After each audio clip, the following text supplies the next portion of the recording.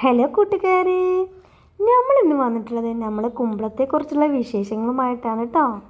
നമ്മളെ കുമ്പളം വള്ളിയിൽ ഇപ്പോൾ 3 വിളഞ്ഞിട്ടുണ്ട് അല്ലേ. 3 കുമ്പളമുണ്ട് അല്ലേ. അപ്പോൾ നമ്മളിന്ന് വന്നിട്ടുള്ളത് ചെറിയ കുമ്പളത്തെക്കുറിച്ചല്ല, വലിയ കുമ്പളത്തെക്കുറിച്ച് പറയാനാണ് കേട്ടോ. നിങ്ങളെല്ലാവരും കണ്ടു നോക്കി എന്താണ് വലിയ കുമ്പളത്തിന് പറ്റിയിട്ടുള്ളത്.